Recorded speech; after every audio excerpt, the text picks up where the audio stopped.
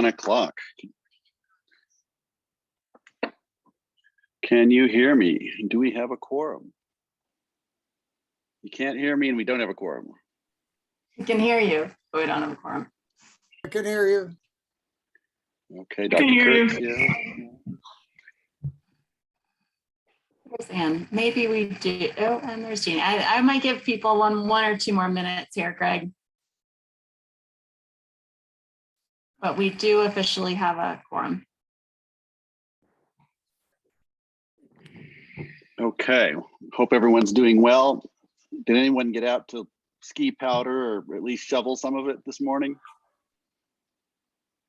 No. Yeah, me neither. I did shovel. Yeah. They didn't manage to get the roads cleared and it just turned into glazed ice, as you may have all noticed. That was, I had to get out and drive around a bit and it was really terrifying. Our raft board meeting started a few minutes late because people were still trying to get to the meeting after hours of, leaving hours in advance. It was pretty amazing. How's RAFTA doing? They're doing great. Yeah, we miss you over there. RAFTA's doing great. A lot of interesting things happening. How's ridership? Is it going up? Ridership is coming back. It's coming. Yeah. It's up. It's not back where it was before, but it's coming. So people are using it, especially when the big snow days brought ridership back up, which is a relief. Good. That's good. And WeCycle is coming on stronger. WeCycle is expanding throughout the valley, which is good for the summer seasons anyway. So yeah, I think RAFTA is doing well. Good. People are mostly healthy. Management's really good. I'm always very confident in them. Okay, it's 1:02. Should we start up? We ready? We have a quorum. This is the Pitkin County Board of Health. I don't know if you can do a roll call as we have been informally, just to keep things moving, Jordana. I wanted to review the agenda quickly. Is there anything you need to add or delete from our agenda today, Jordana? No.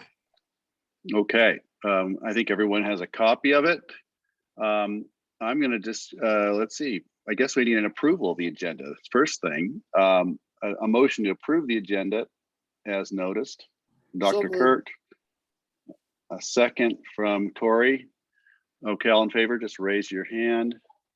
We're going to keep moving here, folks. I see people populating the screen with faces. Great to see you all. Okay, so we've approved the agenda. We're moving on. Approval or corrections to previous minutes. Any conversation here? I'm looking for hands, or yell at me if I don't happen to see you. And I'm going to ask for an approval of that as well. I'll need a motion. I move. Dr. Kurt and Krista. Does that work? Okay. All in favor, raise your hand. We're just powering through this here. I'm going to call it. Anybody against? Just in case I didn't see hands go up. Now's your chance if you wanted to say no to that. Okay, I don't have any no's. We're moving along here. Okay, we're going to open up here to public comment. If anybody'd like to make a public comment, I'm hoping that I've got support on, from staff on getting people online. I don't have a list here. If anyone would like to make a comment, they can just raise their hand, and our admin team will let us know if there's any additional instructions for those who might be wanting to make.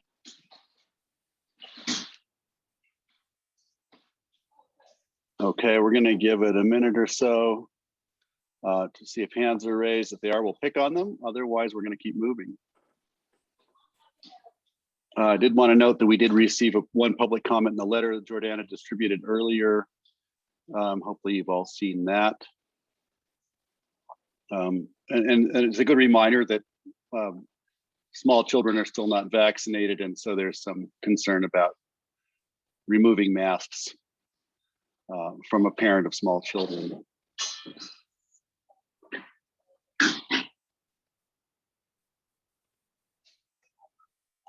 Okay, I don't see any hands raised. How are we? Are you all okay there? Looking to staff. Yeah, there is no hands raised. We can move forward. Okay, thank you. I'm going to close the public comment, and we're going to move on to the COVID-19 update, data, staffing, state and federal roadmaps. Josh, Jordana, and Dr. Levin.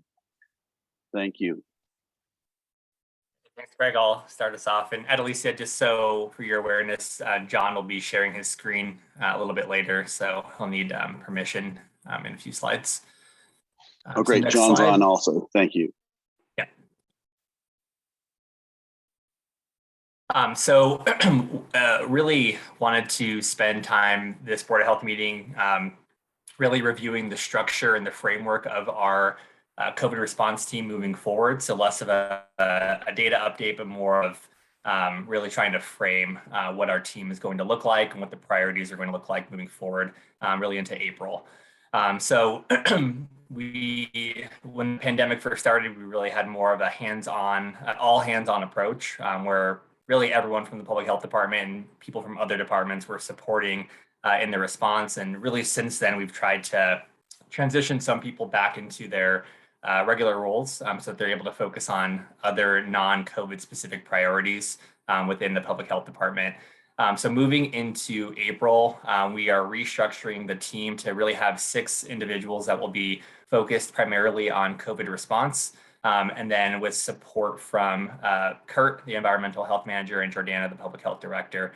So these are the 6 positions that we have that will be really responsible for COVID-19 response moving forward, at least through June of 2023.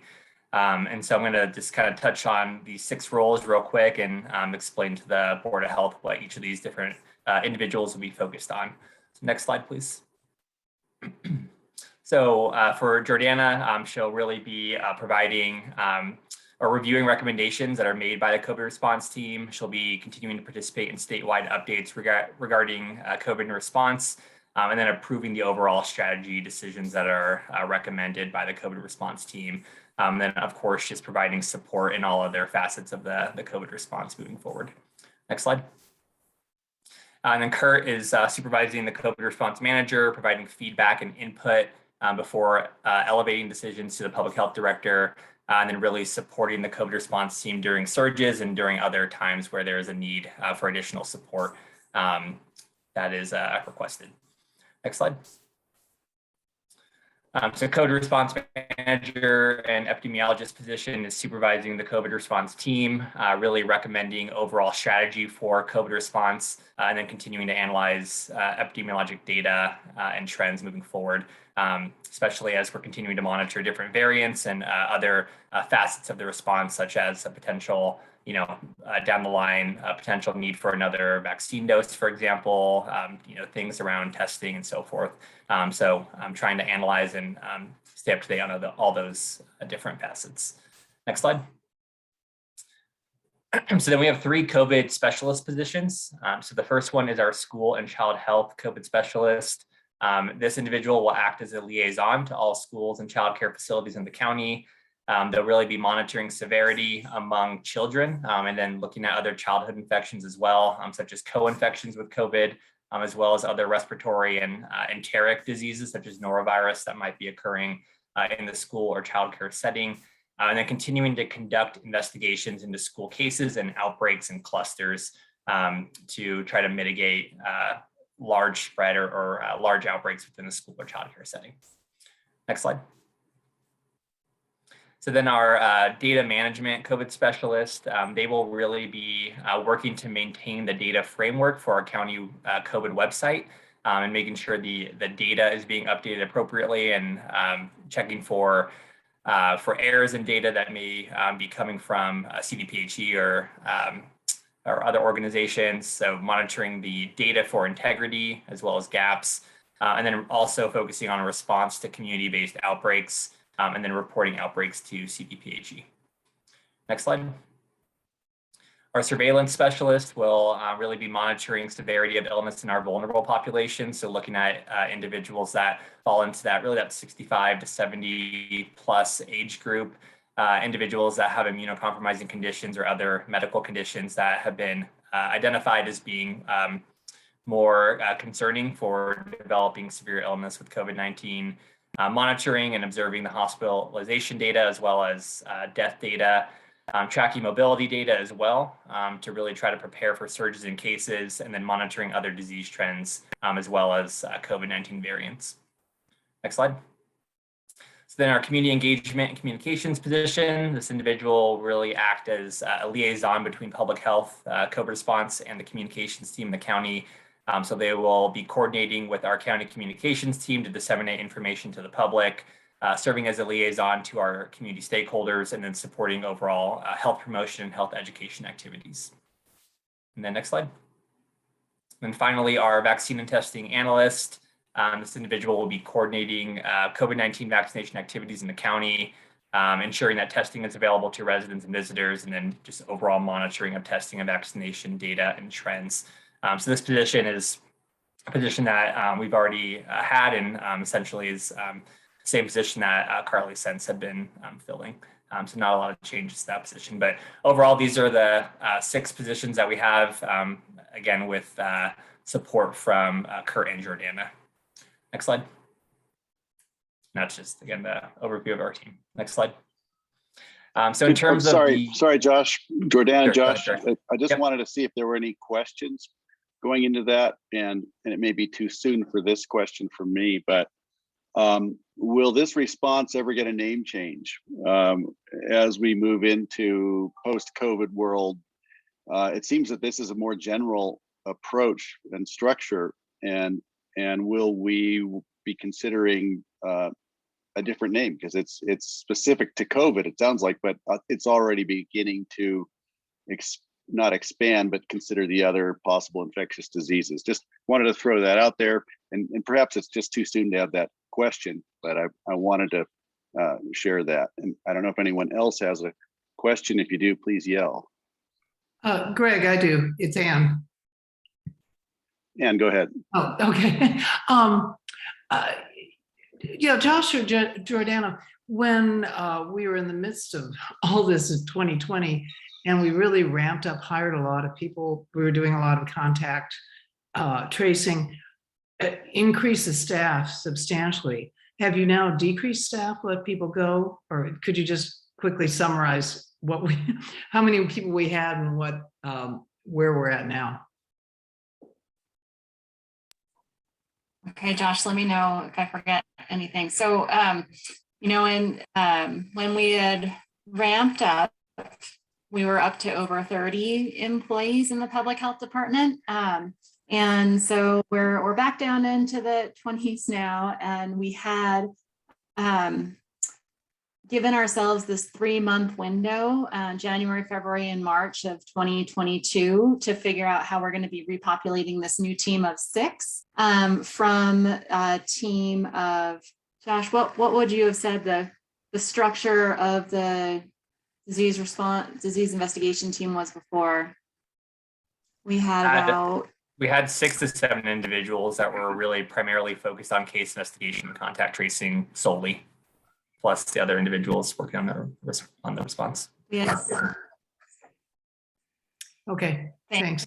Thanks, Josh. So there were 6 or 7 individuals just in the disease investigation, contact tracing positions, and we also had John's position, which was data, which was kind of under our admin department, and we had some other our community kind of performing the community liaison role, we had 2 positions there who were going out, and back when it was time to be doing business safety plans and things like that, they were involved in that response. Kurt, did you want to share? I have a similar question. Is our deputy director, Suzuho, still in there? I didn't see her in the diagram. Suzuho is still, this is not our entire public health department. So this is only the COVID response. So what we've done is take the positions from across the public health department We've reduced the number of positions overall that are responding to COVID, and we've put them all under this COVID response there. So we still have, our deputy director, we still have our admin team, and we have our planning, prevention, and partnerships department. And then we also have our environmental health department that has our environmental health manager and a lot of the work around permits. And our emergency preparedness staff that is separate from this COVID team. So Thank you. that would have been. Thanks, and- Jordana.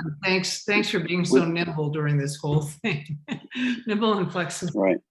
Right. We didn't get a head count. We're kind of in the 20s, 30s down to 20s. And we can ask for more specifics when you're comfortable giving those to us. Okay, moving right along. Josh, is that back, or is that it? Or one question I had was also if you can share that deck with us too. I'd love to just have that deck if I have to go and talk to anybody about it. It's nice to have that structure. Thank you. So with that team structure built out, this is really how the response priorities are shifting or sort of morphing as we move into April. So really this shift from universal case investigation to a priority case investigation lens. So the Council of State and Territorial Epidemiologists, as well as CDC, have really advised that we move from investigating every single case of COVID-19 and really focusing on priority groups. So this would include groups such as adults that are 65 years of age and older, children who are 0 to 4 years old, especially while a vaccine is not currently available, pregnant mothers and those identified with high-risk medical conditions, as well as those living in congregate shelters, such as a jail or a nursing home. So that is really, for the most part, where the prioritization has shifted to, and where our team will continue to place our priorities when investigating cases and outbreaks. We're also moving to integrate COVID-19 reporting, surveillance, and follow-up into more of a routine communicable disease approach. So this document or picture that I have of this document on the right-hand side there, that is the reportable condition list in Colorado. There's about 80 different conditions on there that are required to be reported whenever they are confirmed in an individual or suspected in an individual. So this is what public health was focusing on prior to COVID-19, is really responding to all these different communicable diseases. And then, of course, when SARS-CoV-2, when the pandemic started, SARS-CoV-2 got added to this list as well. So really, it's taking the COVID-19 reports, putting it onto this list, and then following up with COVID as another reportable condition, and not necessarily differentiating it much from other reportable conditions in that sense. So following up with it in the same way we might with chlamydia, chickenpox, salmonella, etc. We will also, I'm sorry. Yeah, just thank you. Just want to say thank you. That answered the question I asked earlier. Okay, great. Yeah, that's correct.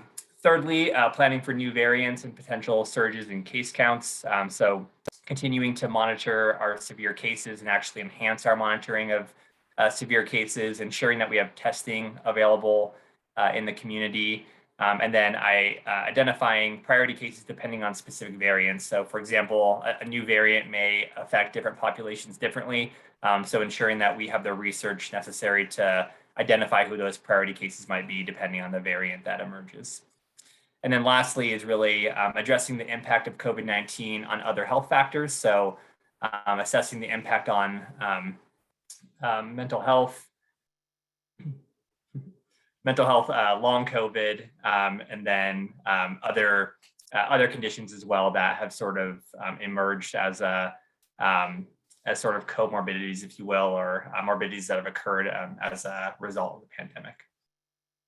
And I think I lost the. Oh, there we go. So those are really the four different priority areas that we'll be focusing on for the most part. Obviously, there are other things that are not included here, but this is really how we're sort of shifting our prioritization of the COVID response moving into April. Next slide. So did want to mention, we are also making website changes to our COVID-19 website. So currently we have 5 different dashboards, which they are listed there that are available on our website. And what we're going to do is take those 5 dashboards and essentially pare them down into one dashboard, which will have some of the following indicators that I've listed there and those bullets, as well as some other ones. And John is actually going to share his screen right now and walk you through what this dashboard might look like as we move into April. Thanks, everybody. I'm John Anderson, the COVID-19 data analyst. So yeah, I just want to take an opportunity to give you all a preview of the simplified, hopefully, dashboard from what Josh was just outlining there with our 5 current dashboards. So this is our draft of our new dashboard that we're kind of on track to launch early next week. And then also, as Josh mentioned, kind of pulling down those other kind of 5 dashboards that we have currently.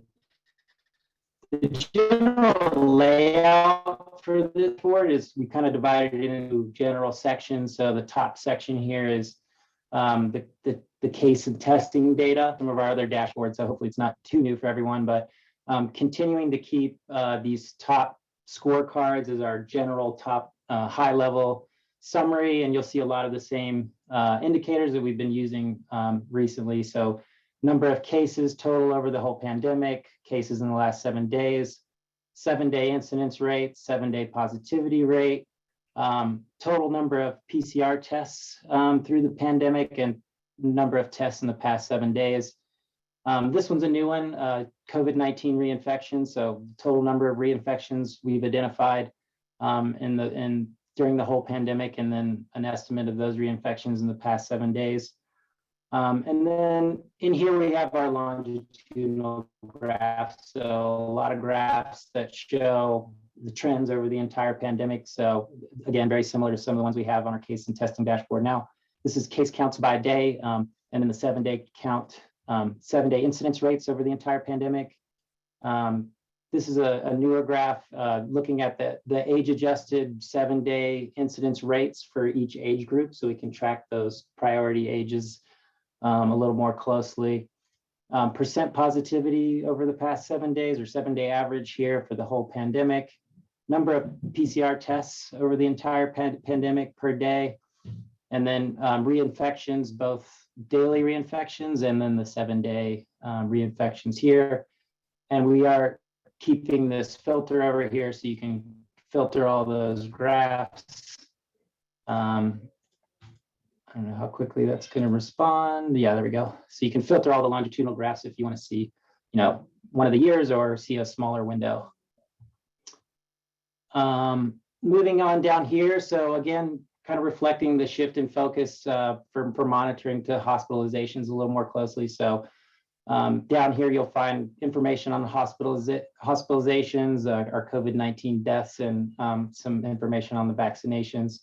So keeping that AVH overall local hospital capacity, which is an important metric as in this general scorecard, high level summary.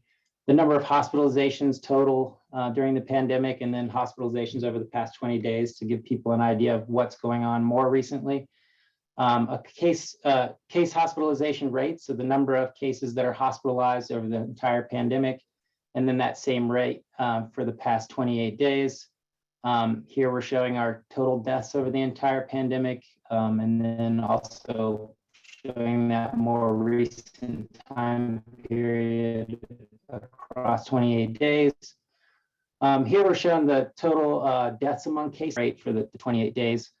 Here's where we're showing our current vaccination status. Right now we're showing fully vaccinated and first dose only, although CDC has changed their definition of what they're calling up-to-date vaccination. So this estimates are coming from CDPHE, so they haven't quite updated those estimates, but once they do, we will update ours to reflect folks that are eligible and have that booster dose. That would be the up-to-date category, and then this category would update to folks who are eligible for that booster dose but haven't yet received it, to reflect those new CDC levels. So once that changes over at the CDPHE level, we'll adjust ours. Here we're showing the hospital capacity, like we are currently in our hospitalization and COVID status dashboard, and showing a 30-day window there. This is our ABH matrix, so no changes here, but keeping that front and center for folks to understand what's going on here locally.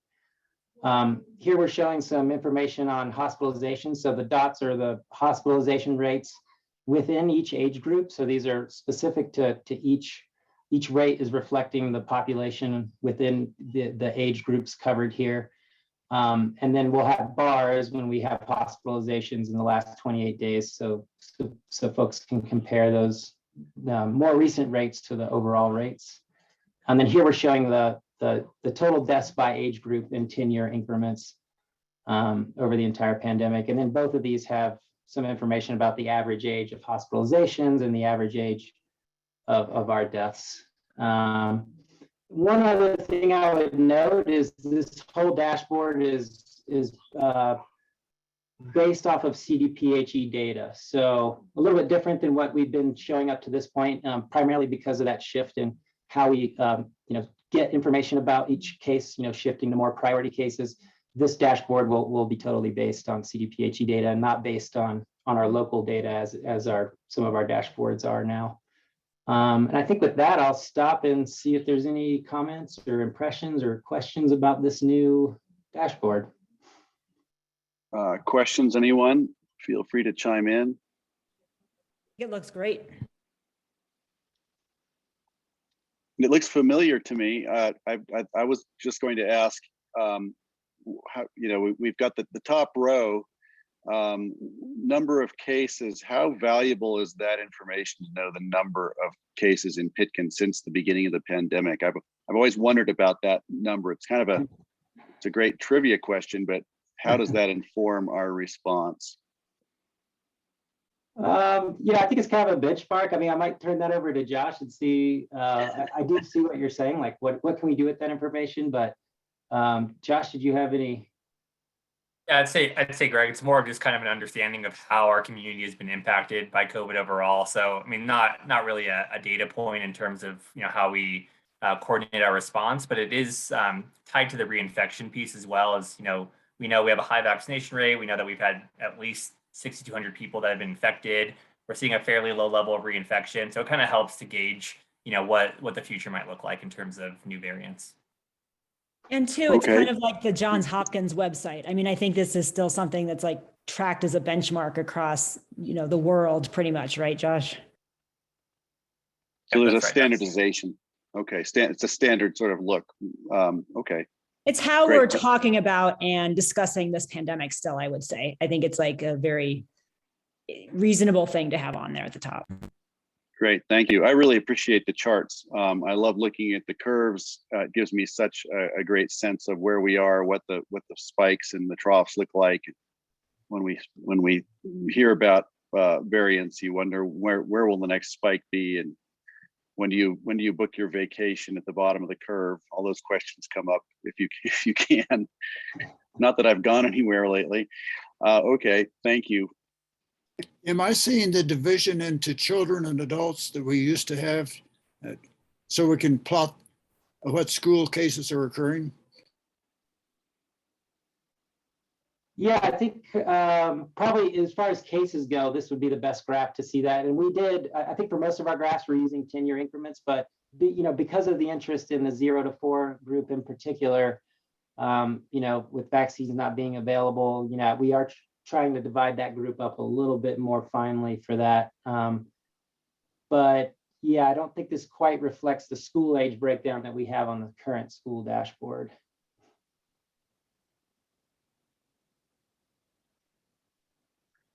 Thank you. Yeah. Dr. Kurt, anything else? Not at this time, thank you. Okay, John, thanks. Is there more? I think that's it for me. Turn it back over to Josh. Yeah, thanks, John. Appreciate it. And I just have 2 more slides. So Josh. Oh, I'm sorry. Yep. I'm actually, if we can go back 2 slides, I just have I have the answer to the org charts. that I stuck in there, if we want to revisit those while they're fresh in our, if they have refreshed. My internet kicked me off a little bit ago. Are you seeing the 2021 positions slide? Yes. Yeah. Okay. Nope, that's not it. Josh, keep going, and I'll get them on later, or I'll send them to everyone on a follow-up. Sorry about that. Thanks. Yeah, one more slide, Alicia. Perfect. So the CDC has put together a new, I don't know what you want to call it, a new system for being able to monitor COVID-19 in communities. And so they still have the old community transmission level thresholds that we're used to. That's the one that has the 4 levels: the low, the moderate, the substantial, and the high. And that's what we've been talking about a lot over the past several months to a year, is really, where does our incidence fall? Are we in the low, substantial, high, et cetera? So those are still available, but those are really being utilized by healthcare facilities moving forward, whereas the CDC is now really having communities assess their level of risk really based on this new framework. And it's divided into 3 categories: a low, a medium, and a high. And it takes into consideration both the incidence rate as well as the hospitalization status within our region or health service area, which I'll talk about on the next slide a little bit more specifically. But essentially the way this works is you start on the left-hand side of that white table and you look at how many cases we've had in the past 7 days. And so the CDC uses incidence rates of 200 as that threshold. So if we have an incidence rate that is below 200, then we're going to use the top part of that table. If we have an incidence rate that's 200 or more, we use the bottom part of the table. And just for some context, an incidence rate of 200 in Pickens County is 36 cases. So if we have fewer than 36 cases in a 7-day period, we use the top. If we have more than 36 cases or 36 or more, then we use the bottom. So for example, at this point, right now, we've had about 17 cases that we know reported in the past 7 days. So we would use the 2 boxes on the top there, which then ask how many COVID-19 admissions have we had per 100,000 over the past 7 days, as well as how many, what proportion of our staffed inpatient beds are occupied by COVID-19 patients. And so then you use those different colored boxes, the green, the yellow, and the orange, to determine where we fall based on those 2 different metrics. And you use the one that's higher. So for example, if we've had a higher rate of new COVID-19 admissions per 100K, then we're going to use that top row. If we've had a higher percent of staffed inpatient beds in the past 7 days, we use that bottom row. Whatever one's higher, that's where we fall. And you'll notice that if our incidence rate is high, if we've had 36 cases or more, then we cannot fall into that low category. It's not applicable. No matter how you dice it, if our incidence rate is high, we're going to have a medium risk or a high risk of community risk within Pickens County. The other thing to note here is that if you look at the orange column there, the numbers change.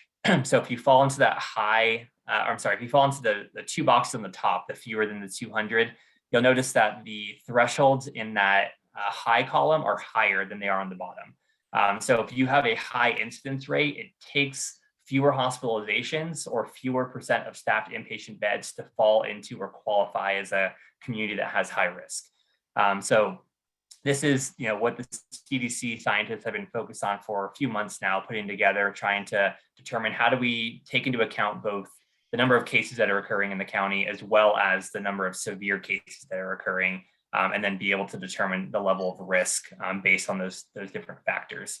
As I mentioned, the hospital data, so when you're figuring out the second part of this table, it's based on a health service area. So not just focus on our own county data. So if you go to the next slide, Alicia, this is our health service area. So it includes 6 different counties: Eagle, Garfield, Mesa, Pitkin, Rio Blanco, and Grand County, Utah, which is Moab.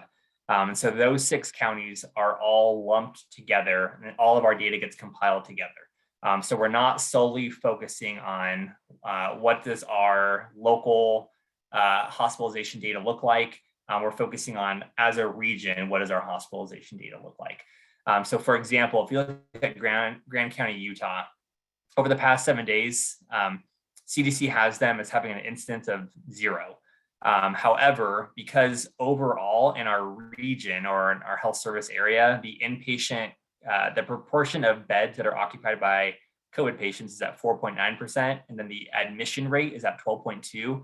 Grand County falls into that medium level of risk because in the area, there's a medium level of risk. So even though in Moab or in Grand County, there may not be a significant level of risk there because they've had 0 cases reported, in the area, there's a higher level of risk. And so they get identified as having a medium level of risk overall. So it's an important thing to note because this is something different than what the CDC has been utilizing before, but they use health service areas for a lot of other diseases and how they monitor trends for other conditions. So they've taken that same approach and applied it here for COVID, really because of, you have a lot of small communities or counties that don't have hospitals, or the numbers are so small that the data would fluctuate really easy. So they lump them all into a health service area to try to get a better picture of what might be going on regionally. So that is, if you go back to the last slide, Alicia, just as a recap, that second portion there, the new COVID-19 admissions per 100 population and the percent of staffed inpatient beds, those are all based on the health service area, not on our county specific data.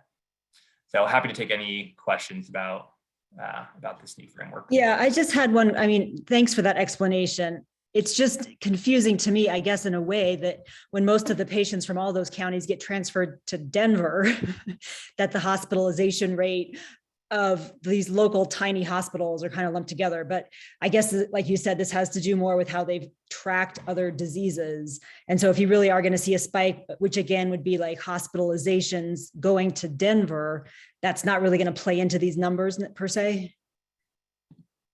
Okay, John, do you have a better answer on the county versus non-county resident piece that you were researching?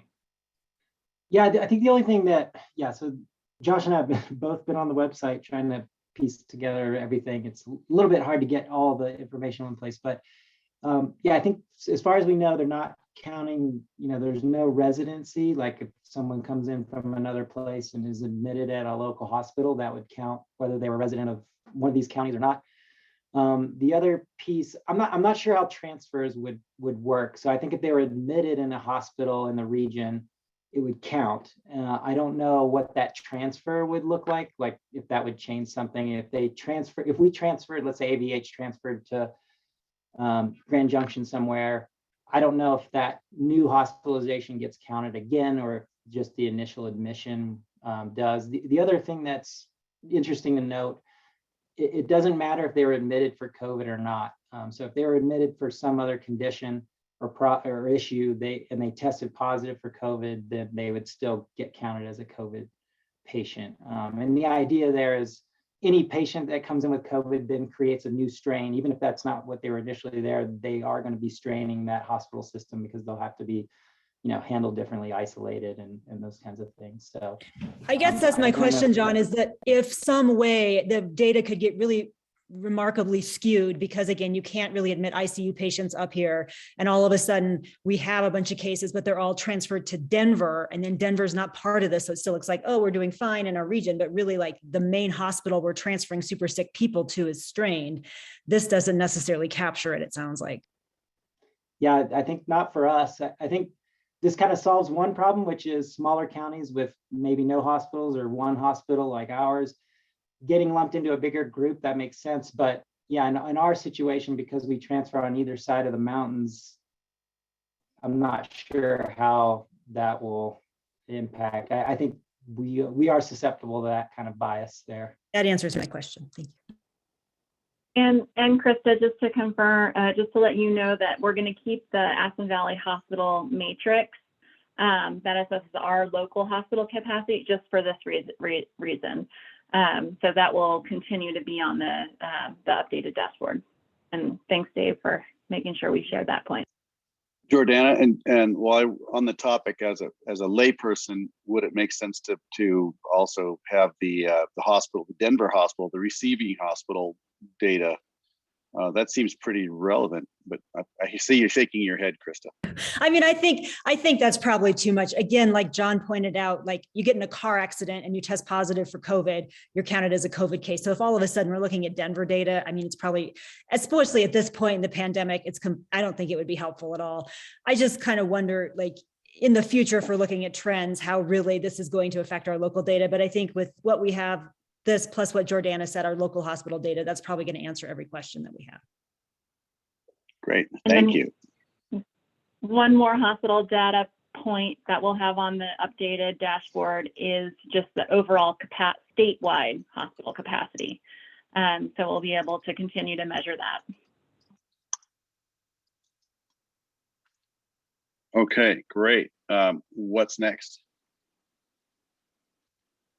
All right. Next, Greg, just want to answer your question more specifically around the org chart. So in 2021, we had 24 total staff, 10 of which were COVID specific staff. And in 2022, starting in April, we will have 20 staff for the public health department, 6 of which are COVID specific.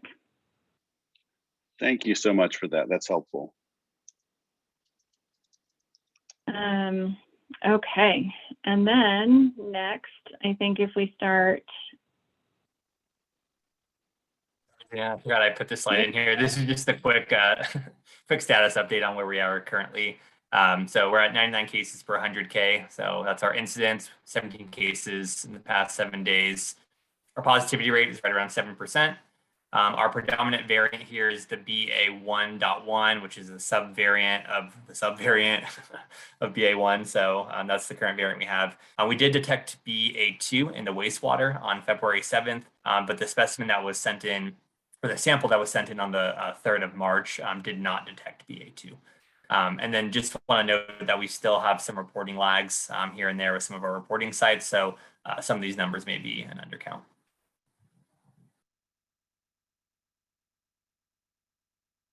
All right, thanks, Josh. I also wanted to share today the Colorado roadmap, as well as the federal plan to address COVID moving forward, so that the board is up to date. And just so you know, in the coming months, we will be continuing to learn more and learn how we as locals fit into each of these plans. So if we, the overall Colorado roadmap here, you see have 4 components. It really starts by acknowledging the tools that we have now that we didn't at the start of the pandemic: vaccination, tests, and treatment. And moving from the pandemic phase to an endemic response, it addresses the need to build systems to be better prepared for a surge. Next slide, please.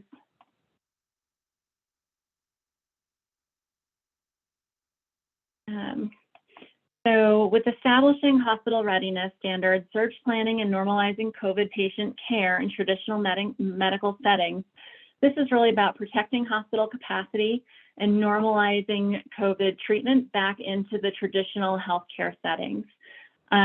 So making sure that our healthcare systems are prepared for future response efforts and normalizing that treatment. So just as you know, you would if you have the flu or you're sick with something else, knowing that you should be able to get the care and tests and treatment for COVID the same way you would for a different kind of disease. So that's really the pillar here, that they're outlining strategies to address that. Next slide, please. Ensuring public health readiness and surge capacity addresses that we should really need to focus on building the technology, systems, and local capacity to contact trace, to vaccinate, and message throughout the pandemic. So these are all things that got built in real time. And what this is doing is what this strategy is really thinking about is how do we build on those lessons that we have learned so the public health and emergency management fields can expand and contract for disease control and other emergency needs as they arise. Next slide, please. This component is around investing in healthcare workforce, the stabilization and expansion. So just looking at the need for medical professionals across Colorado in the next few years, we really need to expand our current healthcare workforce. So this strategy, or these strategies, really outline ways to work towards that end. Next slide, please. And then this final point, engaging federal government in national endemic response, pandemic readiness, and needed reforms. It addresses that we're going to need to address the public health and healthcare system issues at a federal level, as well as the impacts from COVID-19. So really the striving for a national plan for pandemic readiness and response and investing in the public health system, including an updated and interoperable national surveillance system and flexible non-categorical funding to allow flexibility and increase the public health workforce. So we have had some of these conversations, and we anticipate that these will continue as we move through this next phase of response to COVID. Any questions about the Colorado roadmap? If not, I'll hop into the next. Oh, Mark. Hey, yes. To what extent are you in conversations with CMC regarding these strategies, particularly around workforce? I know we were building out a nursing lab up at the CMC campus, and that'll double the student body. We're doing the same over in Breck. And their CNA classes are growing. So if you have an opportunity, if you could talk to Skadron or Carrie Hauser, our president, we're all over the healthcare workforce. Thanks, Marky. I'd be happy to have a conversation. And then I think, since the state's really taking a lead on that, helping to make sure they're connected to any additional funding or resources, knowing that they're, that aligns with their plan to build out that capacity as well. Yeah, we have some pretty nice grants from the federal as well as the state with our strategies. So it might be worth a check-in, particularly with Carrie or Steve. Okay, will do. Okay. Thank you. Okay, so the next slides we'll walk through are around the national COVID-19 preparedness plan. This also has 4 components, but 4 different components than how the state laid out their plan. If we go to the next slide, please, you'll see that the first component is to protect against and treat COVID-19. So the nation is also pointing out, a lot of the same reasoning. The state is that we have vaccines now, the availability of testing and treatment, as well as the federal plan points out policies like paid time off and keeping equity at the forefront of this response have been crucial to protecting against and treating COVID-19. And lays out some additional priorities for moving forward with continuing vaccinations and continuing treatment options here. Next slide, please. The second tenet of this plan is to prepare for new variants. So during the pandemic, we developed a system for all 50 states to participate in electronic case reporting, data collection, and sequencing. And this data,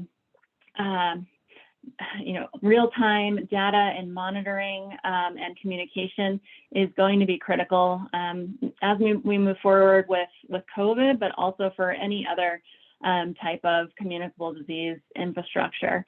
So there's some specific measures here that the feds are going to be looking to develop.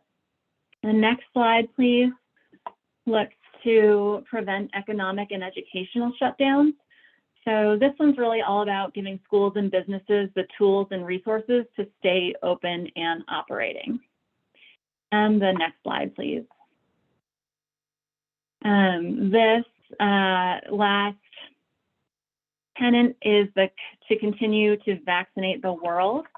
So it's really about helping to produce, donate, and deliver vaccines to the rest of the world, both because it's the right thing to do and that it ultimately benefits us all. So that is the end of the high-level overview of the federal national COVID preparedness plan. Are there any questions with that plan?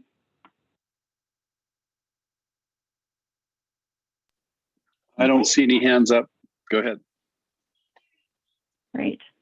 So go back to the slideshow. I just wanted to take this opportunity to thank you, Board of Health members.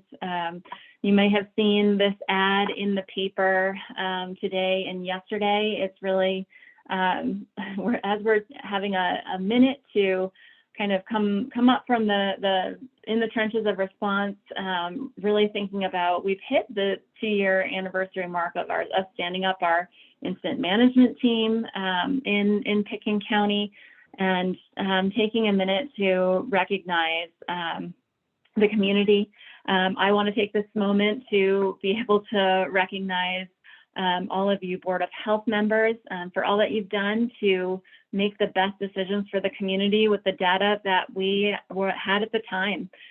You were all so crucial to listening to community members, representing your constituents, and learning so much about communicable disease response. I know you all dedicated so much more time than you ever thought you would with just quarterly Board of Health meetings, and that it was not easy all the time. I'm sure you've all had some sleepless nights and tough calls to make. And I just want to let you know that I really feel so fortunate for having such a knowledgeable, caring, data-minded Board of Health, and you have been crucial to steering the response these past 2 years.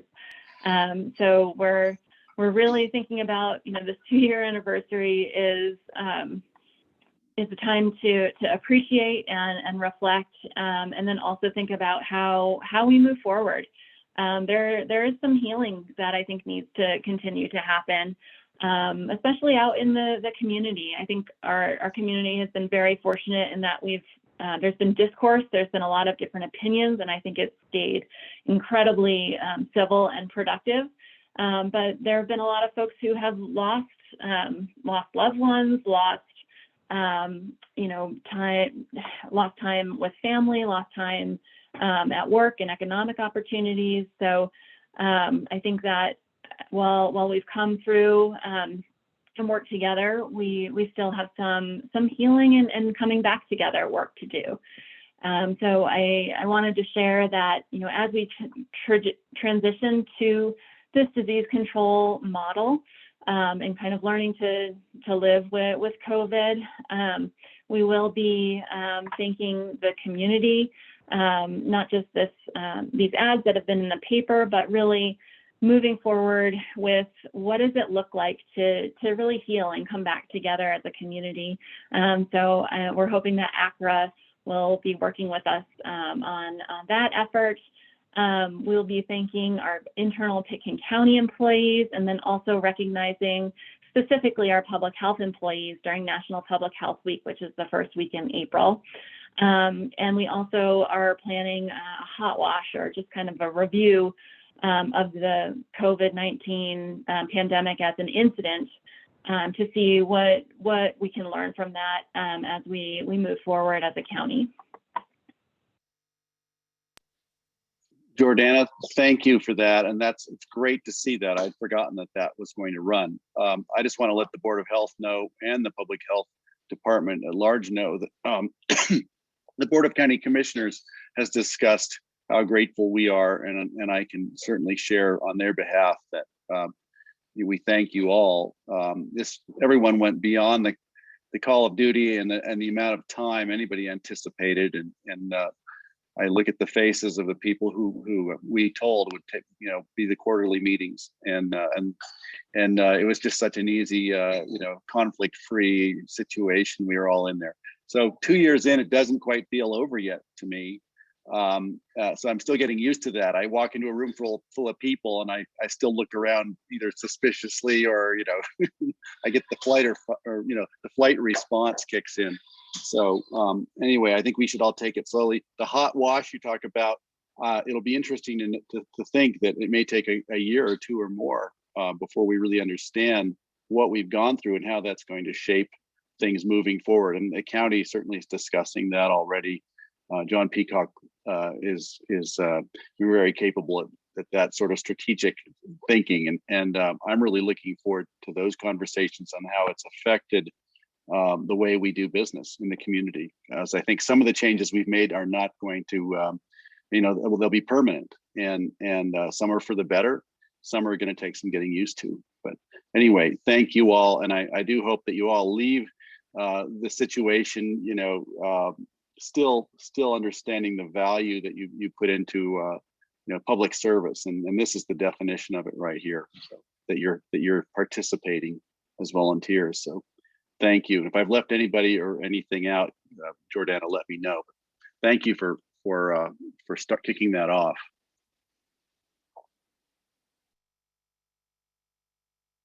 And I think, you know, I think we can all compare wounds and scars someday, but we don't have to do that quite yet.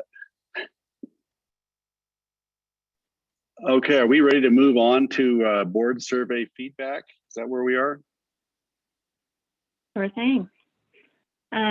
So if we go to the next slide, I wanted to share where we're at with some general Board of Health feedback. So thank you to all of you who completed the Board of Health survey, who were able to connect with me one-on-one to share your comments and feedback on how we're doing as a board. And what I heard from those, I'll just share some of the themes here today, was first and foremost a desire to connect with other Board of Health members and staff.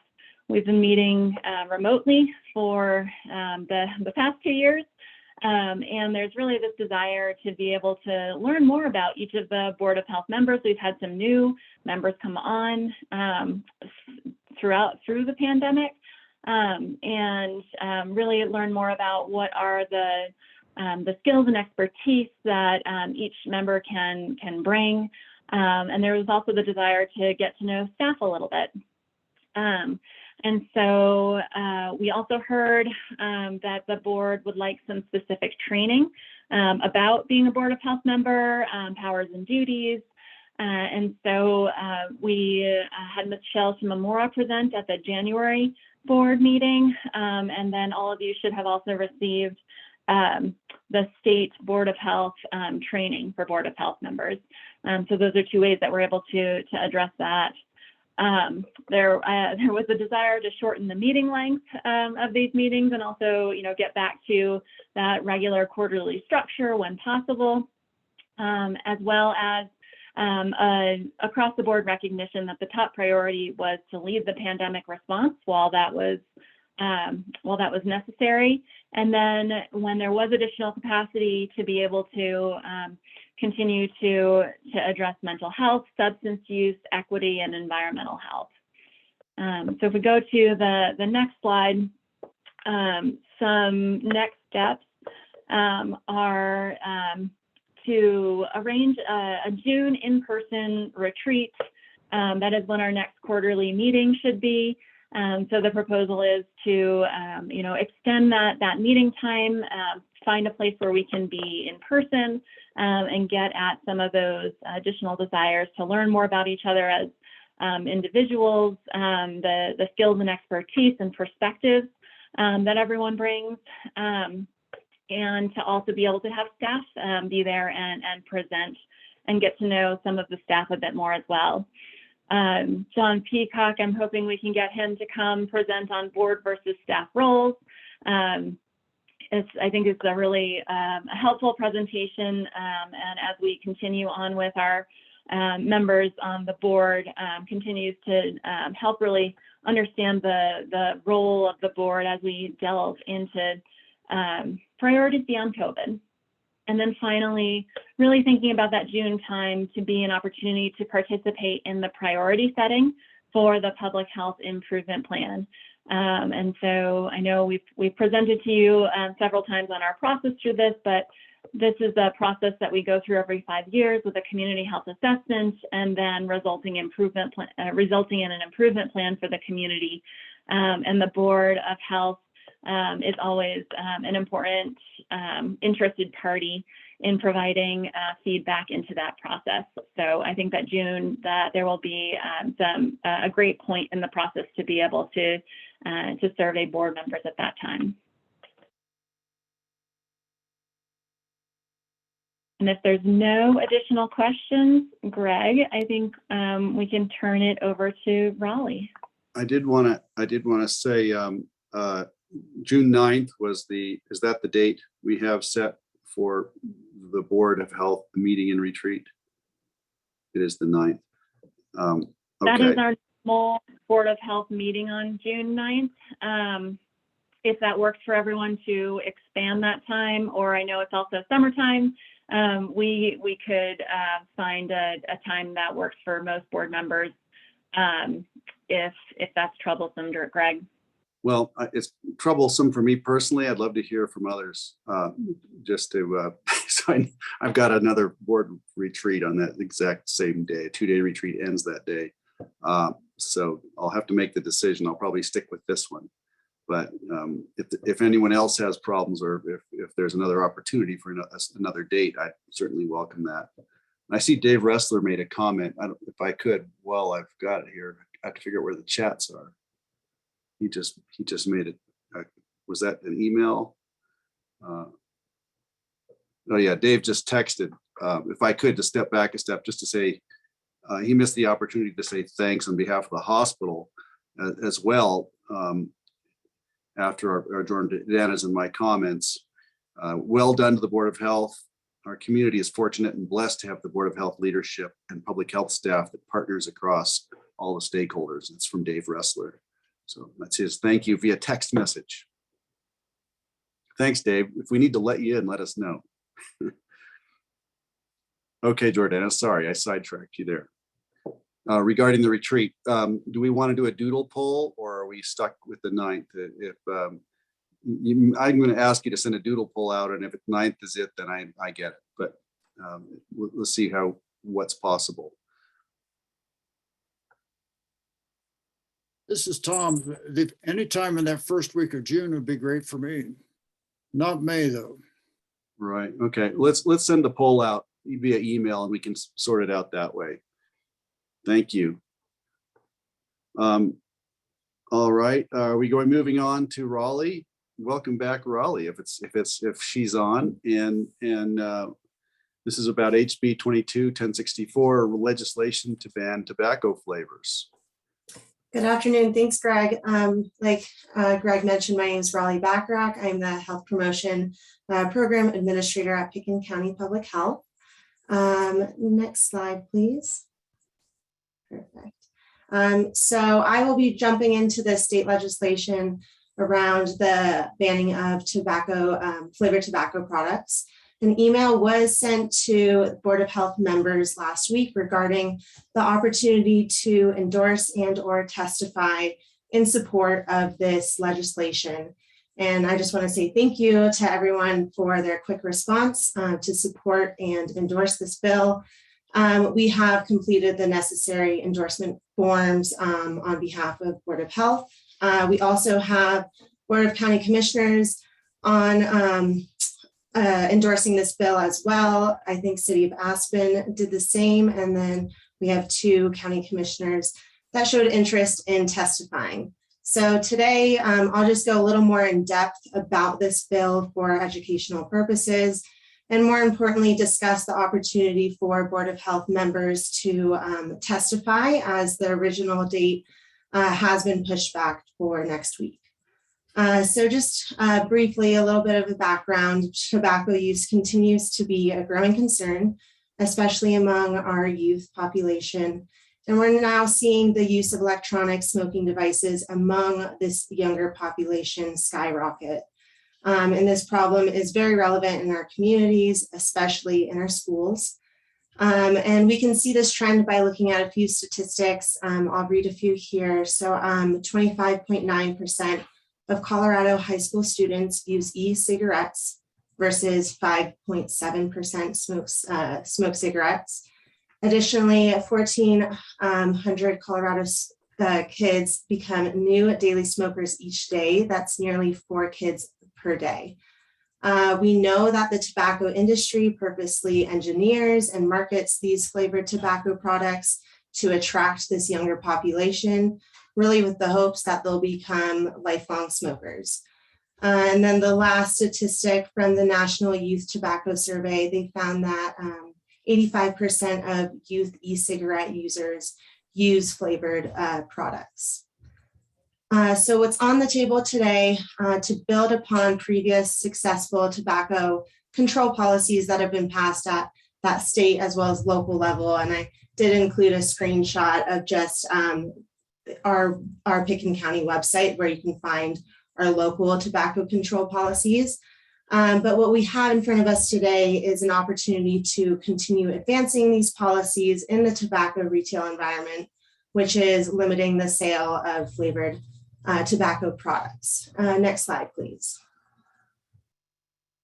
So the key components of this bill include prohibits the sale, display, and marketing of all flavored tobacco products in Colorado, including menthol and mint, puts the responsibility on retailers and does not penalize users for possession, establishes a $10 million grant fund to help users in targeted communities to stop smoking when their preferred products are taken off the market and prevent future use.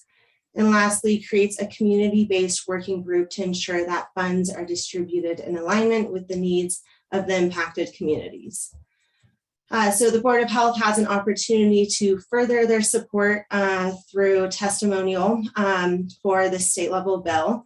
The bill is up in the House Health and Insurance on March 16th. So next week on a Wednesday at 1:30 p.m.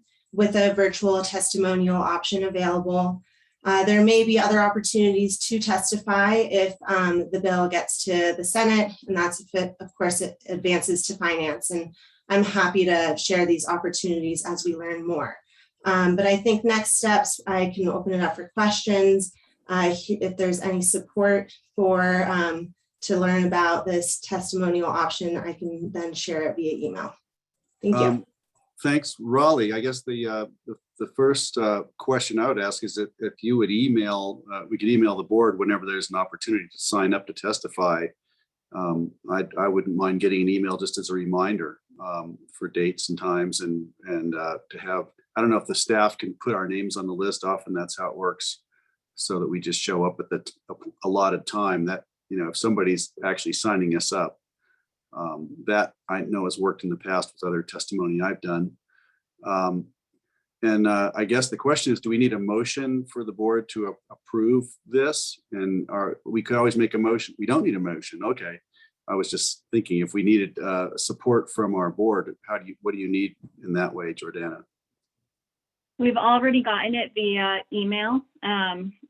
We thought the hearing was going to be yesterday, so we needed to get it before our meeting. So we've got the support, and Board of Pickens County Health has already signed on as endorsing the bill, as has the City of Aspen, as has the Pickens County Board of County Commissioners. So Bill, I don't know if Snowmass has signed on, but we're happy to. If you want us to provide any other additional information to town council, we're happy to do that. Yeah, I've forwarded the information on to the council, so I've only heard from Alyssa so far, so I'll keep you guys posted. Great. Great. Let us know if we need anything there. And then Greg, I think just the question for today is,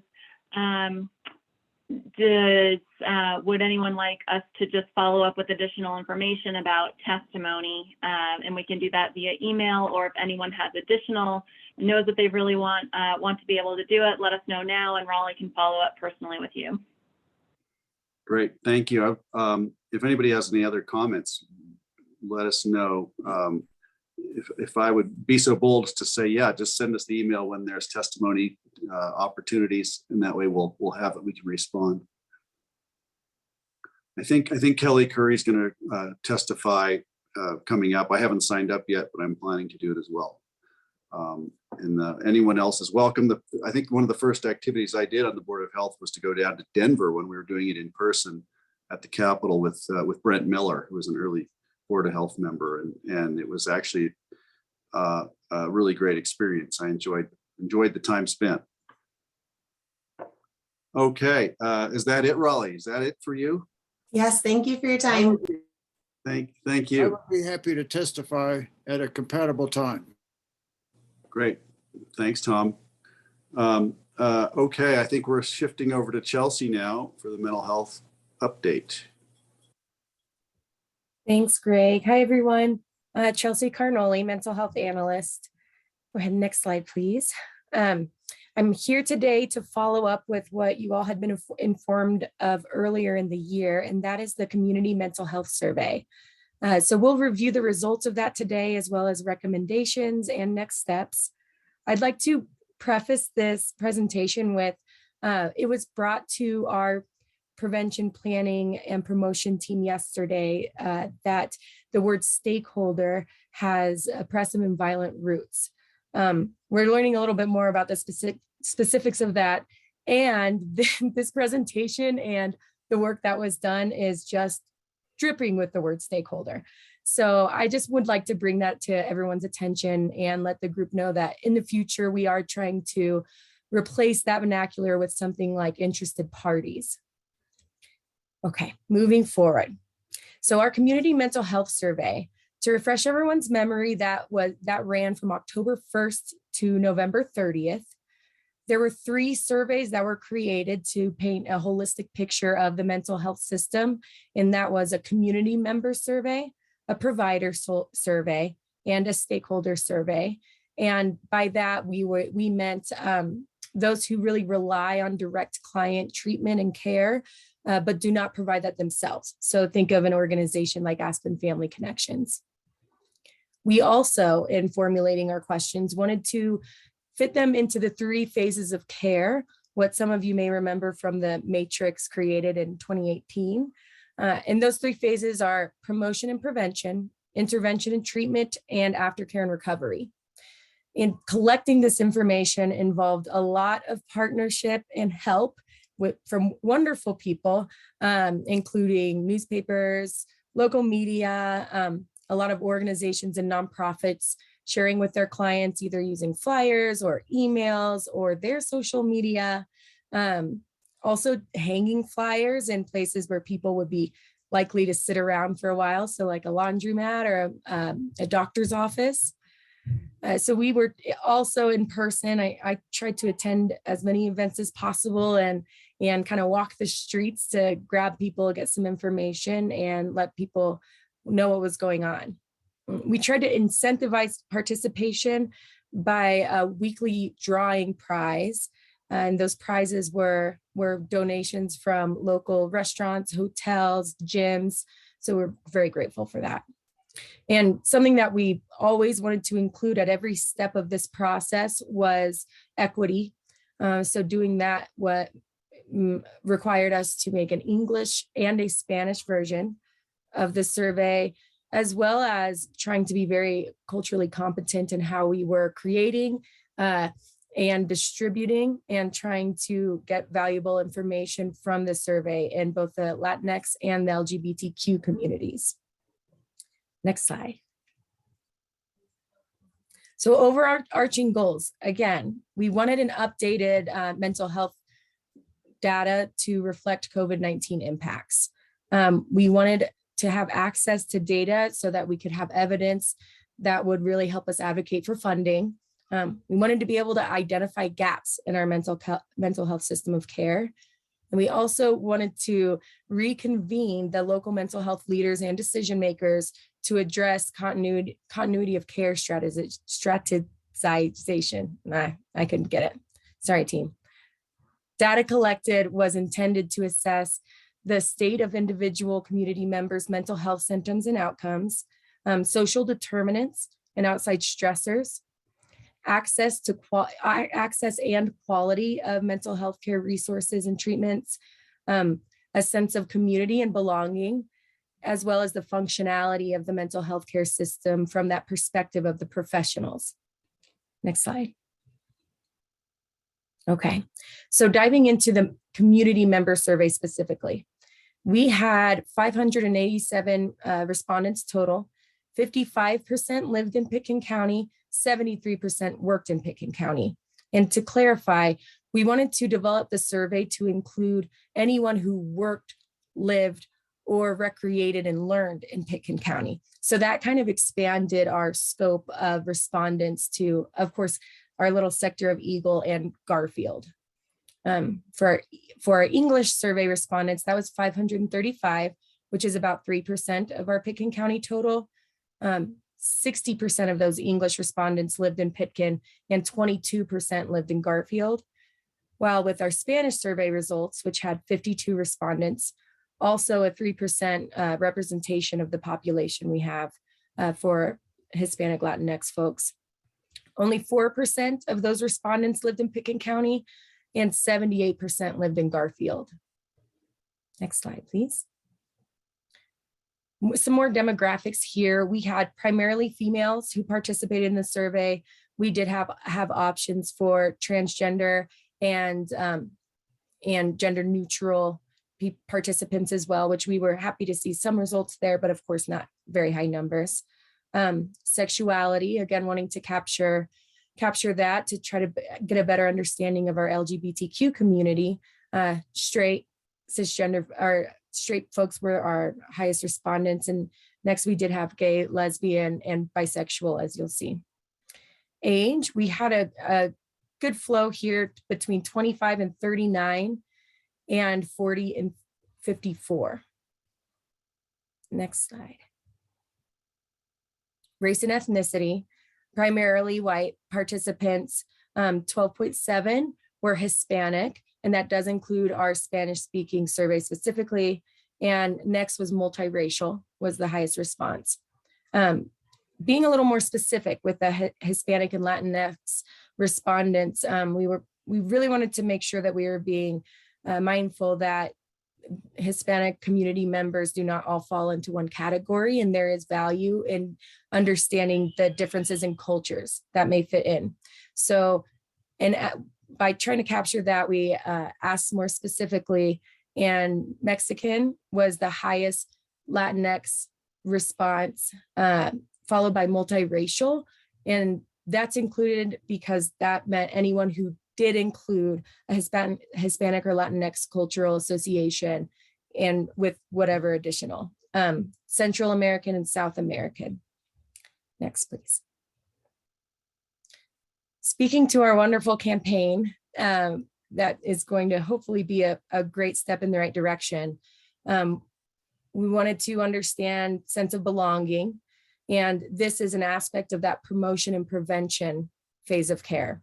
So when asked how included in your community do you feel, on a scale of 1 to 10, our average response was 3.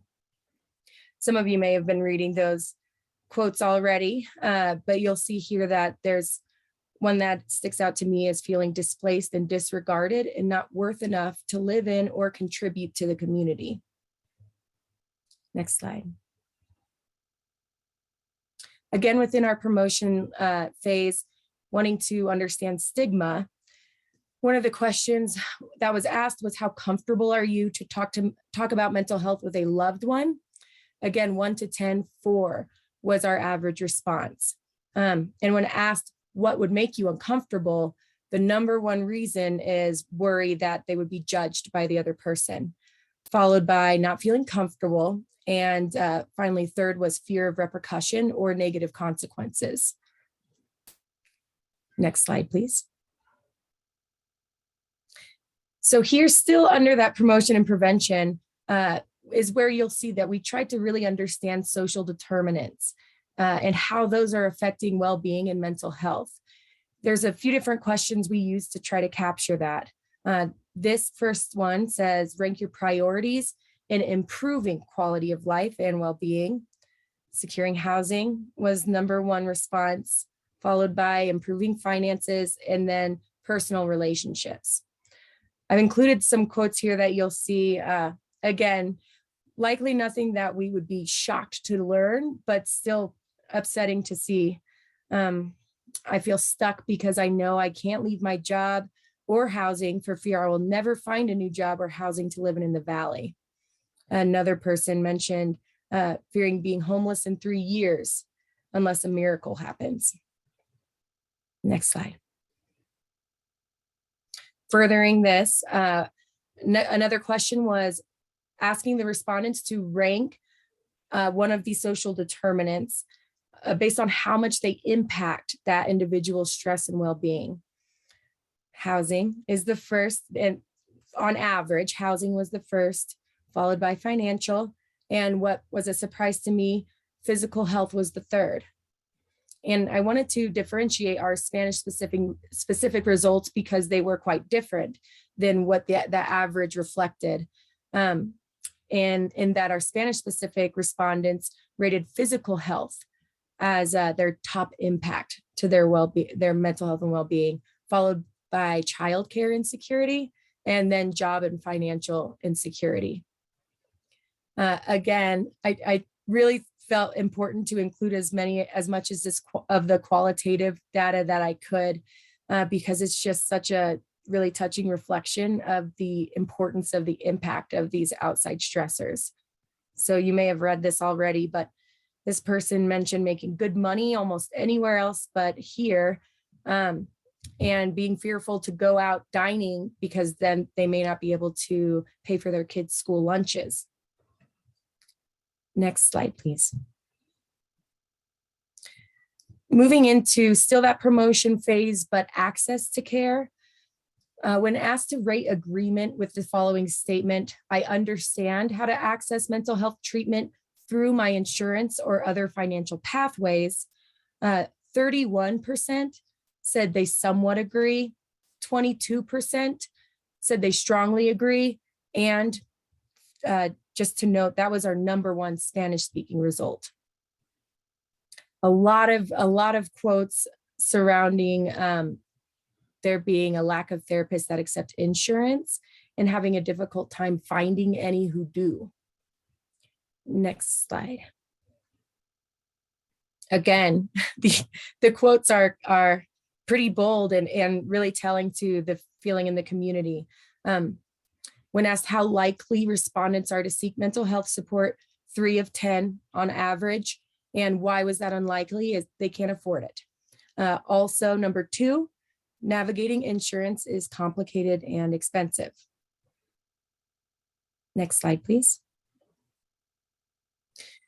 This again, access to care. And the reason these 2 different contrasts were created is because it felt important to capture what people are already aware of, what they know exists versus what are they needing and trying to find. So what local resources are you aware of? General therapy is the highest on average, followed by substance misuse and children and family support. What mental resources have you tried to find? General therapy was #1, so that's good. Followed by #2 being insurance accepting providers, and #3, children and family support. Next slide.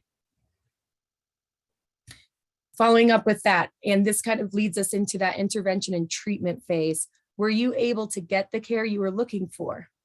#1, good news, yes, myself or a loved one are currently being treated. #2, no, I was not able to find a provider I wanted. #3, no, I found a provider but was not able to receive care. And when asked some more specifics about that third option, we had a lot of responses around wait times and how long it would take to get into an office or how long it took to get calls back. Next slide. Now we're trying to capture some outcomes and symptoms, things that are generally a little bit easier to measure and that we're kind of used to picturing associated with mental health. In the past year, 10% of our respondents have seriously considered suicide. 2% had attempted. 11% of our respondents report a loved one having seriously considered suicide, and 11% report having lost a loved one to suicide. I would like to point out that those questions were not specified to Picken County or even our valley. So this could reflect someone losing a loved one in another country. However, that is still present here with the grief. Next slide. Again, some of these outcomes, how in the past year, how much have you noticed an increase in your drug or alcohol use? Our English survey results said major increase. Spanish survey said somewhat of an increase. And when asked what those substances looked like, alcohol number 1, marijuana number 2. Further into some addiction and substance use questions, 21% state that themselves or a loved one are currently struggling with addiction, and alcohol is the leading substance. Our next slide, please. Now trying to go into those symptoms. And I would like to explain to the group that when we were presenting questions that involved symptoms, we were very careful in describing the symptoms so that respondents could identify with those feelings rather than like a diagnosis that is associated with saying, yes, I have depression. So which of the following have you experienced in the past 12 months? Depression was number 1, followed by anxiety, PTSD, and finally cravings. You'll notice that's kind of vague, cravings. And the reason for that is the feedback and qualitative information that I received did not keep cravings in a category of substances, but rather we had a lot of food cravings and feelings of loss of control in food, things like sugar and overeating. So not very detailed in saying cravings, but that was because it actually needed to cast a wider net.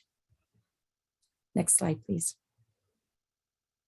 So our big takeaways from the community member survey: the inability to pay for and the lack of understanding how to pay for mental health care is a major barrier for individuals receiving care. There are high levels of concern for mental health of kids and youth. I'm not sure if any of you saw that last slide. There were just a couple of the quotes that mentioned being very concerned for mental health of our local youth. There was also some conversation that was had about the divisiveness in the country contributing to stress and anxiety that is present with COVID. Also, the social determinants, the local cost of living, and the housing crisis are weighing on individuals' ability to focus and receive mental health care. And that, of course, is impacting their well-being. Depression, anxiety, isolation are commonly experienced mental health symptoms, and that's paired with low levels of feeling part of a community and a sense of belonging. I can pause here before I go into these other shorter survey results if anyone would like to ask questions now, or we can keep powering through. Right. Thanks, Chelsea. Good time to take a break for questions. There's so much information there. There's a lot to digest, and I have some questions, but I'd like to put it up to the floor first. Raise your hand or yell at me if I don't see you here. Okay, Linda. I don't have a question, but it's interesting listening to everyone today, especially Chelsea, because just this morning I had somebody who is isolated, working from home, has gained 25 pounds in the last year, and when asked about getting some mental health help, said she couldn't possibly afford it. So it's just interesting that everything that Chelsea's talking about, I see on an everyday basis, including not being able to afford mental health counseling and all of the, PTSD and cravings and et cetera, affecting people in our community. So I just wanted to reinforce that thought. Thanks, Linda. Yeah, Chelsea, I felt the same thing. I was reflecting on the difficulty with insurance, and it is kind of an opaque and difficult thing, especially if you're under stress. One of my questions was, the pandemic has skewed so much in the last 2 years. I'd love to be able to compare this survey to something taken pre-pandemic. It'd just be nice to know just what impact it's had and what can we expect as we become endemic, and as maybe getting used to it may be the wrong term, but I'm just wondering how that skewed things, and if things will gradually resume, perhaps a lower stress level. But the ambient stress level has been high the last couple of years plus, and I think everyone understands that. The one thing that I was fascinated by and wondered about was just the Latinx response, that personal health was their absolute highest priority. And I found that surprising. Have you been able to drill down on that? Greg, I haven't. And I was really surprised by that too. And actually, as we move into provider responses, as they're asked to rank what they believe the outside stressors are for their clientele, physical health is third. And so that's something I was shocked to see. And I don't know more specifics about it, unfortunately. However, to your first question, there was a Protect Our Neighbor project that was done. Some of you may be familiar with that. And amazing information came from all of that work. And that was specific to our Latinx population and the impacts of COVID. Mental health information that came out of that was just profound and very, very helpful. So while that wasn't pre-pandemic, it was very specific to how COVID-19 was affecting this demographic of people in our valley. Also, there was, prior to my work and kind of the deciding factor of my position starting, was a strategic planning effort that included a survey that had about 100 responses. And I believe they utilized a lot of focus groups. So I'm happy to provide that to the group as kind of a point of reference. I think, Jordan, I think it was right before COVID, wasn't it? Like 2019, pretty soon before everything kind of unfolded. So it's an interesting reflection. However, most of what we understand and are seeing locally, as well as, and then as a country, is less new stressors or symptoms, more it is aspiration of what was already there. Thank you for that. Dr. Kurt? I think this information is both tragic and heart-rendering. I'd like to offer some information that I've encountered as the Aspen Elks drug awareness person. I found through Theron Mulberry, who's the assistant superintendent of schools, and Anna Royer, who's head of Healthy Kids Colorado, that a survey is done every 2 years, which was done in the Aspen schools in November 2021 and will be available in May.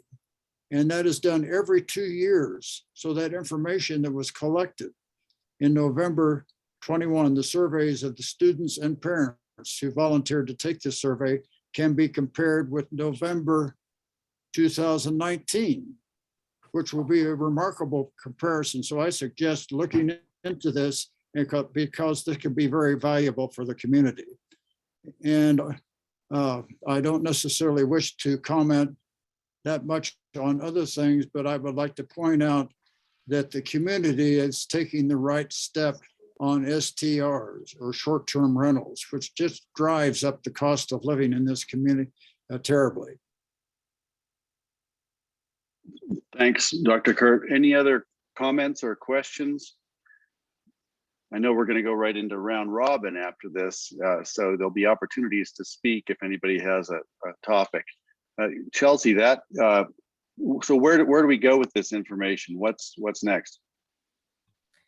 I'll show you all where we're at, the recommendations, and yeah, what's next? What do we do? What do we do now that we have some solid numbers to put behind what a lot of us either sensed or heard?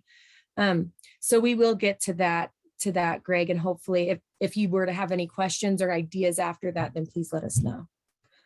And now before that, we'll do an overview of the provider and stakeholder surveys, which it's shorter and it's more concise, but they really complement each other, and the community member survey. So diving into this provider survey, again, provider being someone who is who is working directly with clientele for mental health treatment.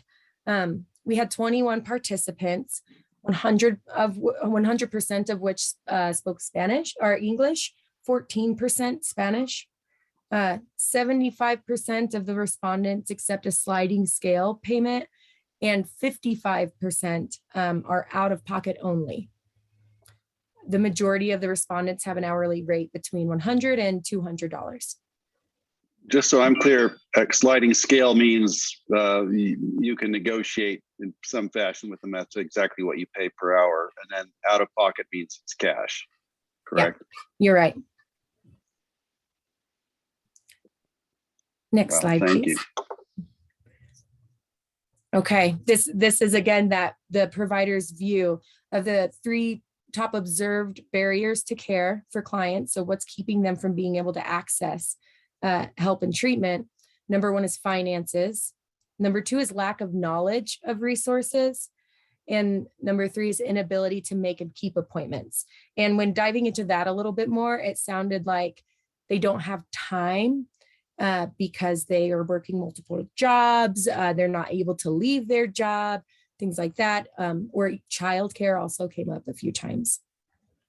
The top 3 most impactful external factors. So the social determinants, number 1, financial insecurity. Number 2, housing. Number 3, the physical health. Next slide. Going into these symptoms, the top 3 observed with clients, number 1 was anxiety, number 2 was depression, and number 3 was interpersonal conflict. This quote is one that was just phenomenal. And I feel paints such a great picture. And so I'll spend some time sharing that with you. And there is a ubiquitous narrative of the need for mental health services in the area, but this is aimed at the symptoms of the problem as opposed to the cause of the problem. The increasing financial challenges of living in the area not only exacerbate mental health issues, but also strengthen the barrier between our citizens with need and the ability to afford mental health services. Next slide, please. Top 3 barriers interfering with the ability to accept new clients. So now these questions kind of come into workforce and what's presenting any challenges for the providers.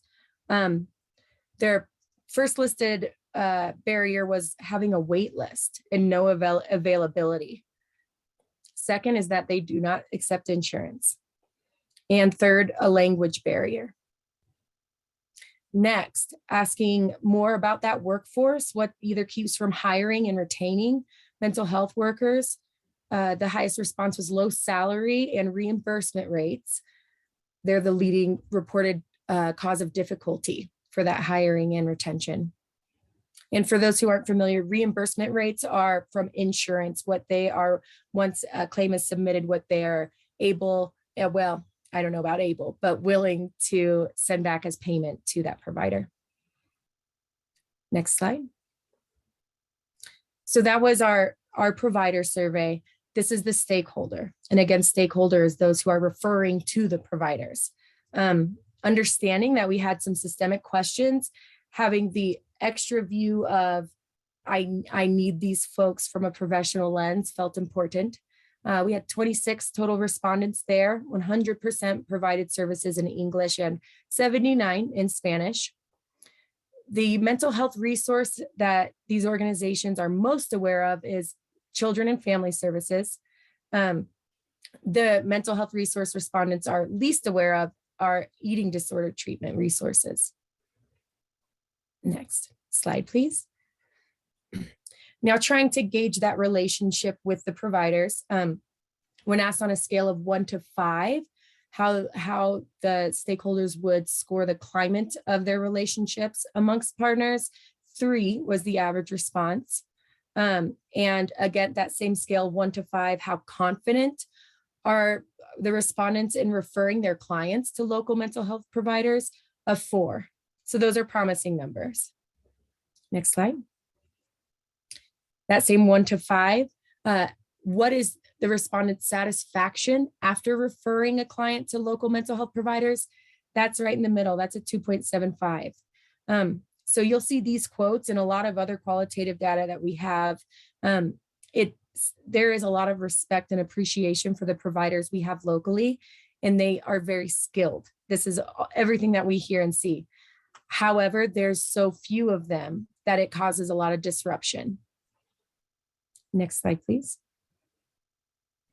Again, these barriers to care and social determinants. From that stakeholder perspective, the top 3 observed barriers to care. Number 1 is finances. Number 2 is inability to make and keep appointments.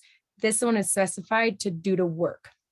And number 3 was lack of knowledge of resources.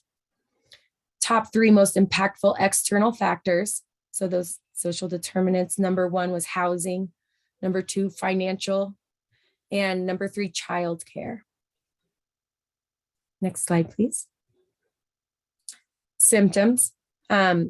These stakeholder respondents rated anxiety as the top symptom that they're seeing with their clientele, followed by depression, and then substance misuse.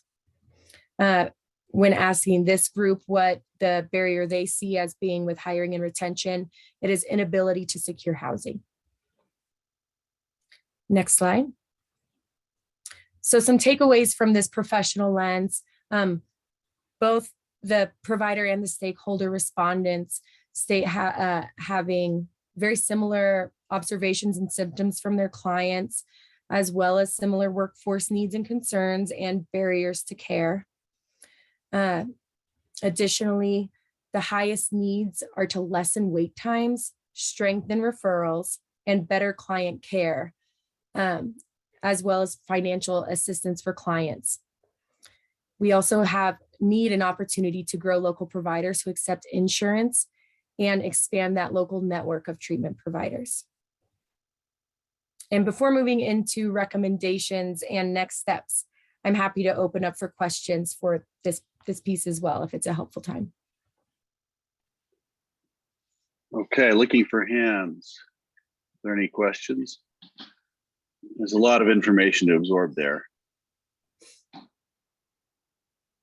Okay, I don't see any questions.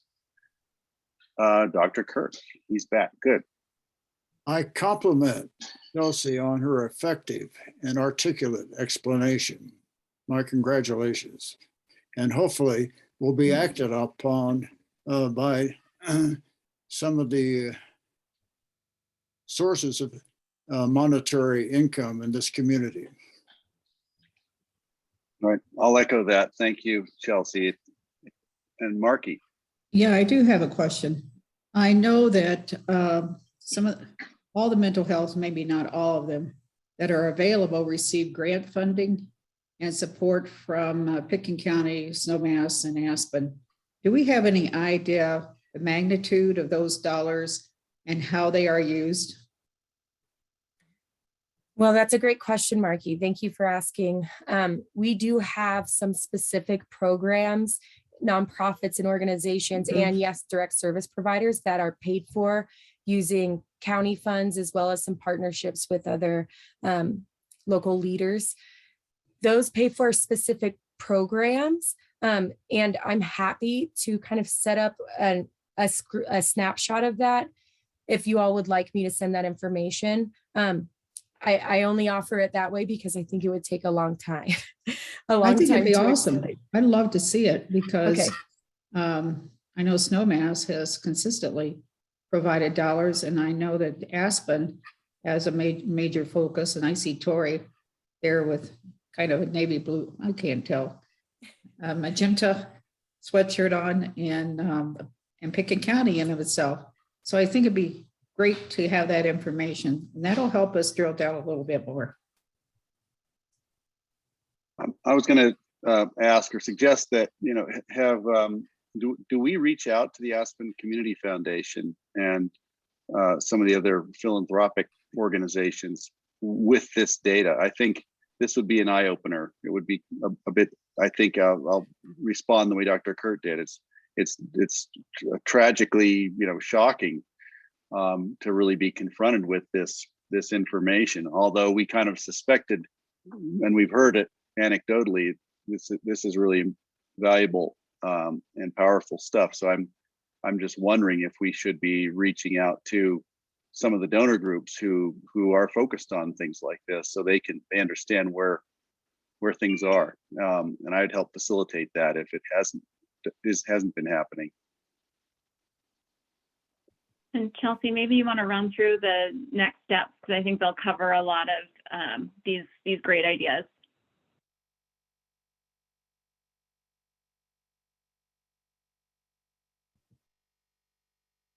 We are ready for slides again.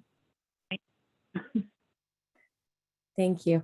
Okay, so yes, our recommendations. If you all can't tell, I have such a hard time being concise. Our number one top priority after understanding these gaps, understanding the data, and Greg, to your point, connecting with what the different community organizations are doing, really trying to create a map of what exists and what's needed and what could improve. Our top priorities are systemic mental health leadership. And the purpose of this would be to create, implement, and maintain strategic planning, which addresses gaps and opportunities in the mental health continuum. And that word opportunity, Greg, directly relates to funds. How are we connecting the programs that need or have the capability of strengthening and filling some of these gaps?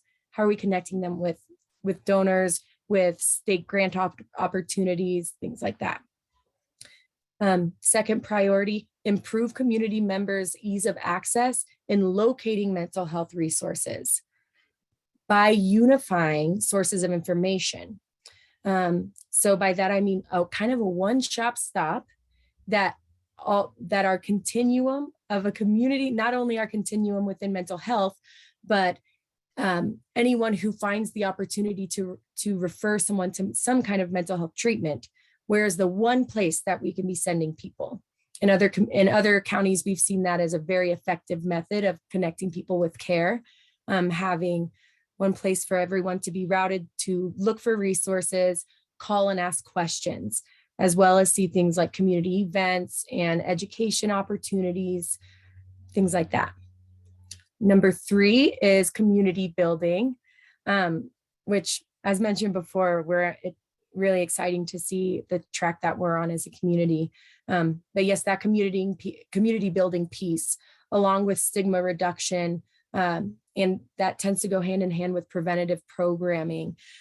So things like community events, whether that is something that does not have a mental health theme, but has mental health information accessibility, or resource awareness and campaigning, mental health messaging work. And what is not on this list is youth work and youth outreach. And we have phenomenal nonprofits who are working toward that now. Number 4 is increase awareness and availability of culturally competent resources and treatment opportunities to better serve the Latinx and LGBTQ community members. I'm sure it may not come as a surprise to the group that Latinx community members have a very difficult time locating and accessing mental health resources. This really showed up a lot in social determinant conversations, as oftentimes financial strains are so difficult that it's hard to even identify a mental health need. Number 5, strategize workforce strengthening opportunities to expand hiring, assist in employee retention, and this will increase that provider availability as well as specialization. Next slide, please. So our next steps are, we are sharing these survey results and beginning and also continuing conversations with funders regarding the needs and the ideas that we could be making movement with. With this information, all of these connections and conversations, the county and a funding contract called the Vital Mental Health Services Fund, which Markey does pay for some mental health services in the community. We are revisiting those programs that are currently being funded, and we would like to kind of rebuild and or strengthen what exists to meet these needs that are coming up from the surveying and community conversation. Also, Greg, maybe this will help answer your question. We'd like to utilize the existing mental health coordination team, which was created as a COVID response specifically for mental health. Since then, the group has transformed and agreed to continue and broaden mental health outside of specifically COVID. So there was a mental health summit that took place January 24th, where we brought together these groups of people. They were individual providers, they were city representatives. Thank you, Tori. We had leadership from nonprofits. We tried to really cast a large net of representation of this mental health system of care to talk through these exact results and try to hear from them and really workshop what are the needs and where do we go from here. There was a very helpful meeting. It was a half a day well spent.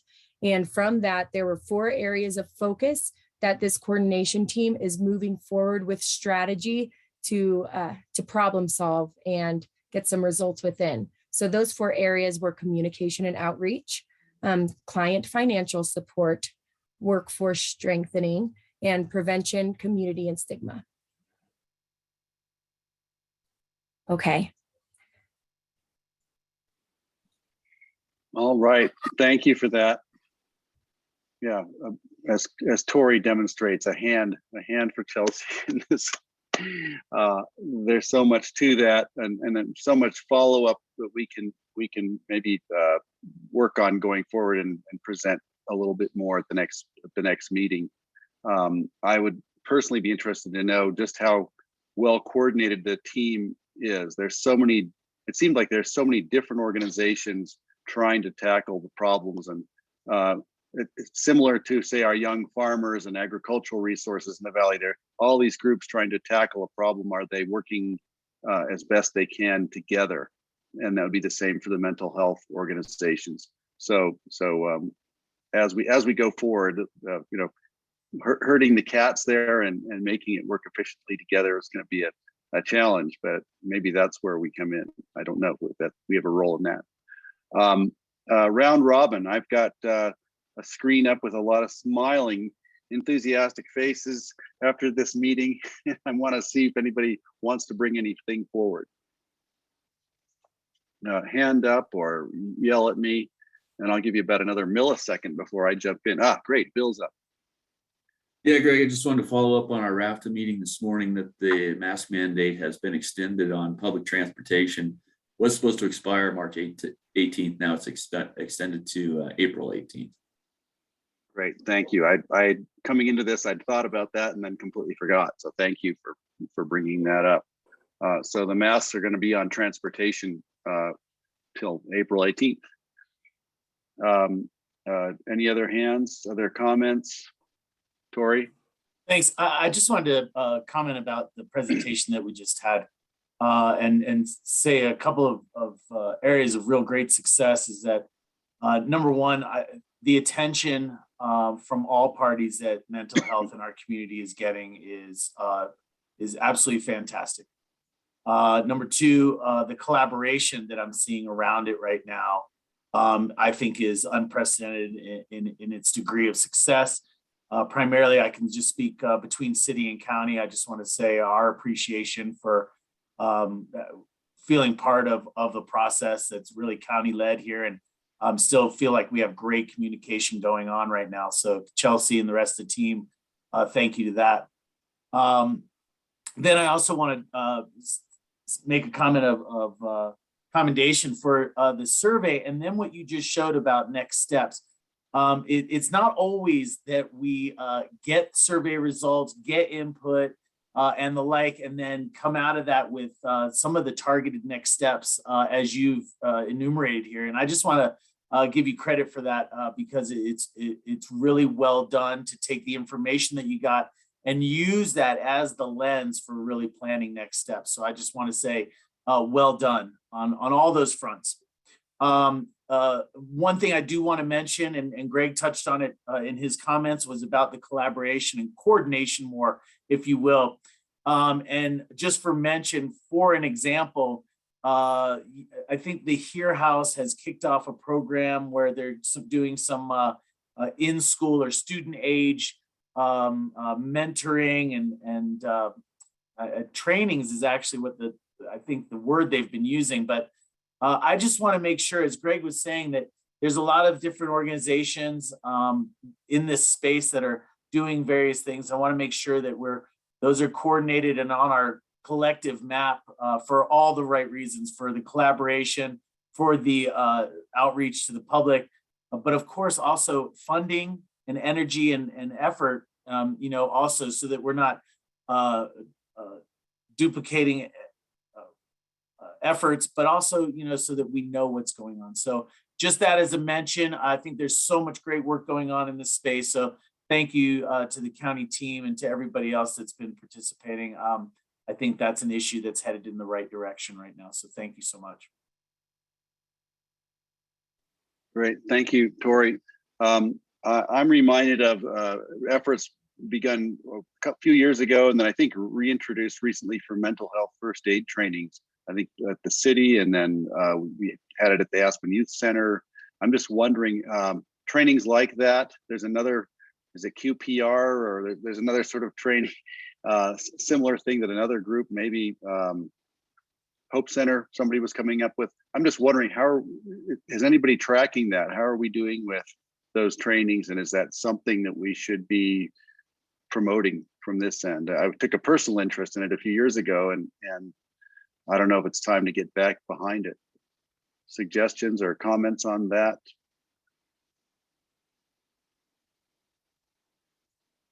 I don't see anything up. Dr. Kurt's hand is up. I recall when that mental health first aid was shepherded through by Karen Kroneman. And I think 20 or 30 people in the community took that 1 week training. Perhaps their participatory list could be obtained, and so they could participate in this and remediate some of these problems.